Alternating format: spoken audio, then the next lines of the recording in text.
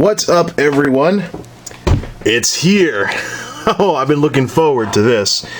What we have here is a P3 International Killawatt, nice name by the way, plug-in watt meter. Now, this device should be pretty straightforward to, most of the folks watching this video. Obviously, it's a power consumption monitor, and you plug your device into the unit, and then you plug the unit into the wall, and it monitors how much power something's sucking. Now, I'm not any kind of wild and crazy tree-hugging environmentalist or anything like that, but even folks like me should give a darn about how much energy we're using and how energy efficient our devices are, because, well, how do electric companies bill people? By the kilowatt hour! 1,000 watts per hour, etc., etc., etc. So you can pretty much just use one of these to see how much your devices contribute to your electricity bill. If you're a small business person, this would be how much the stuff you're running in your facility contributes to your overhead costs. Anyways, let's get this thing out of the probably hopelessly hard to open packaging and check this thing out and try it out. Slippery too. The Killawatt. Okay, the P4400 Killawatt. It would help if I actually unfolded the instructions. Congratulations on your purchase, blah blah blah blah blah blah. I have a better idea. Just put it in big letters. Plug this thing in, plug something into this thing, look at the screen. Simple. Okay, the Killawatt is ready to go, and I've got a generic power cord to plug something into it with, and because I don't want to be digging around behind desks or in nooks and crannies to get everything working, yeah, might be just a tad overkill. Okay, maiden voyage time. We got this hooked up to the TV because I want to see how much power this thing sucks. Okay, are we ready? Time to turn the TV on, see how much power it's sucking. This thing's on watt mode, and go. Takes a while to boot up. 14 watts, 15 watts, 15 watts, 17 watts, 25 watts, 86 watts, 75 watts, 81, just under 100 watts. Now here's the thing, the maximum wattage on this thing, on this TV, is 188 watts, roughly in that ballpark. Still less than my tube TV was a long time ago, but here's something that the folks on HD Nation, back when it was still a separate show, used to talk about all the time. I have the backlight turned all the way down on this monitor because I don't need the screen to be that bright. If we crank the backlight all the way up, like it would be if it was blasting really bright in the store, 194 watts. Let's slowly turn it down. 8, 7, 6, 5, 4, 3, 2, 1. No backlight.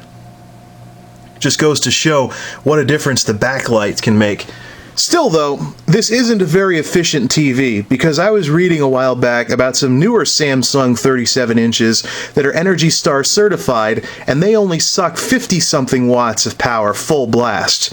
Man, makes me want to just get rid of this thing and just get something more power efficient, but I suppose I can live with an extra 50-something or close to 50 watts and not spend whatever that TV would cost, a couple $100. I'll have to do out the numbers. Anywho, computer time. Okay, it's Tuxedo's turn, and already we've got 1 watt in standby mode, so that's not good.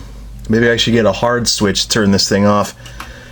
Now this thing does have power saving features enabled, so let's see just what we've got for power consumption. They say the most power consumption occurs when you first turn it on, and already we have 150 watts.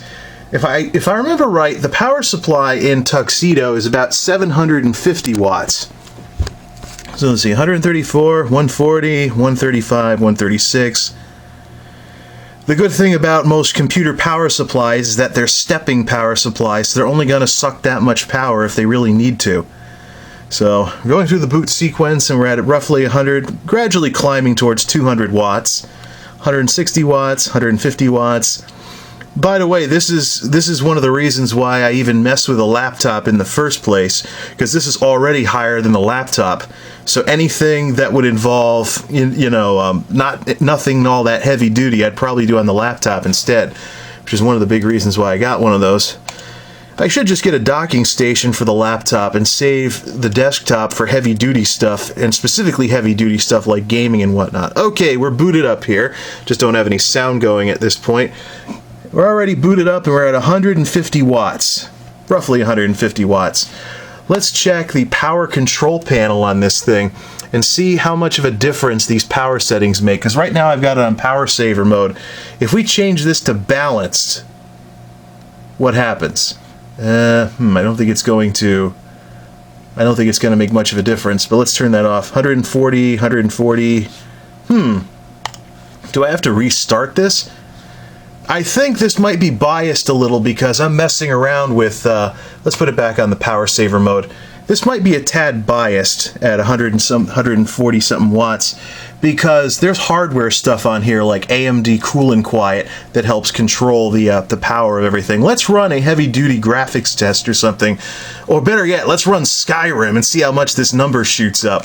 Okay, staring at some beautiful Skyrim scenery and sucking 180 watts. Let's go to first person view and let's move the camera around a lot. Not doing, almost 200 watts. Yeah, the CPU and the video card are basically two of the biggest power suckers when it comes to stuff like that. I just love Skyrim scenery. I should totally make a video of just staring at these waterfalls and make it like a relaxing nature video or something. 187 watts. Let's try some other games. SimCity 4 got the game going here, and of course it makes far less use of the 3D hardware, and it's showing up in the power consumption, roughly around the 125 to 130 watt range. Fun stuff. Here's another task that's known for being hard on computers, rendering video together. Basically re-rendering my last video blog, but not seeing very much in terms of extra power use. So that's good. Next, the crap top, which I'm sure will be a great example of the superiority of laptops over desktops when it comes to energy efficiency. Unless you have a cheap piece of junk desktop like some of the HPs out there that actually use laptop style power supplies. Starting Windows, we got 30 something watts, 36 watts, 30 watts, etc., etc. Not going too far above 30 watts. How about when it's fully booted? I keep forgetting that stuff with hard drives takes a while to start up. So anyways, the crap top's up and running. Let's see what we've got for wattage here. Pretty much a roller coaster around the 20 watt mark, sometimes above 20 watts, sometimes notably above 20 watts, and then it drops below 20 watts at times. It goes down to like 19, 18, 17 watts, etc. Kind of a roller coaster around the 20 watt mark. Let's turn the backlight up all the way, see what that makes any significant difference. 19, 19, 19, 19, 20. Let's try turning the backlight all the way down. 21, 17, 16. Oh yeah, definitely making somewhat of a difference, although the wattage of this thing is quite a roller coaster. Let's put the backlight all the way back up and turn off the Wi-Fi. See if the radio is known for draining the battery quite a bit. Ooh, 35 watts. The heck? Oh, okay, now it's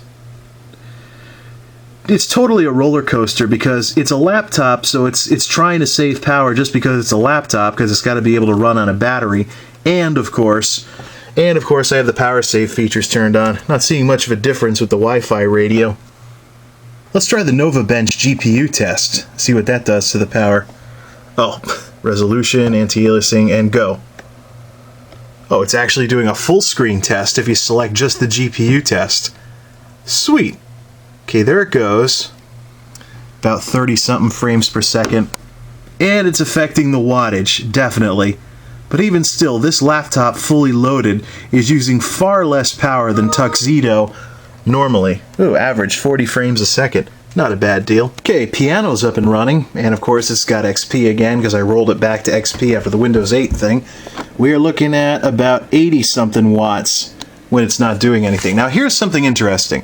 As a Windows XP machine, there's a little something else going on behind the scenes here. If I look under the My Computer thing, it says it's a Core 2 Duo, should be 2.66 gigahertz, but it's only registering as 1.97 gigahertz.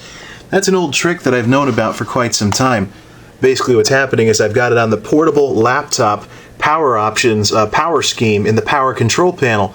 Reason for that is that the power scheme has traditionally been known as a hidden switch that turns on all the power saving features, even if you're running an old OS like Windows XP. Let me put that to the test here and switch back to Home Office Desk. See what happens to my wattage. Oh yeah, here we go, here we go. See, 82 watts? We had 82 watts, and this is under no load. And this is with no load, so tiny difference, but it does kind of make a bit of a difference. Newer machines, of course, are a lot better when it comes to this kind of stuff. 83, now it's back down to 80 watts. So you save a little bit, maybe. But I'd rather, I'd rather have all the power saving stuff turned on. Let's try running a 3D test. This thing has a Radeon 5000 series and should be getting around 800 frames a second on this ancient graphics thing. See, loading graphics. Running the GPU test on Nova Bench. Yep, 488, 400, about 500 frames a second. And we have cleared the 100 watt mark. 160 watts. 159 watts. And the test is over. And this should be dropping way down shortly. Average frames a second, 506.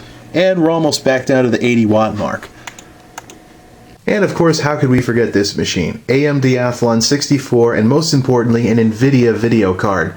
So I'm expecting between the old technology and the more power-hungry video card, a lot worse performance from this thing. And already, I don't like it. 10 watts in standby mode. That is terrible considering what we've been seeing from the other machines. Let's fire it up. This tube monitor is probably not much better. 130 watts, 122 watts.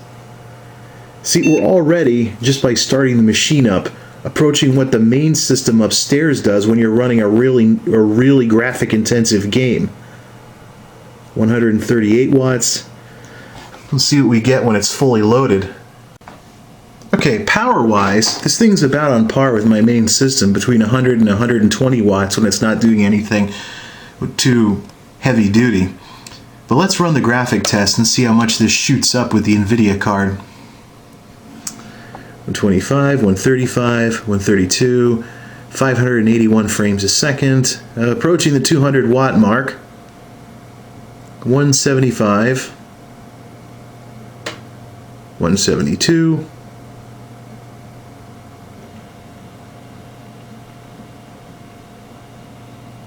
still going, and the test is over, averaging 730 frames a second.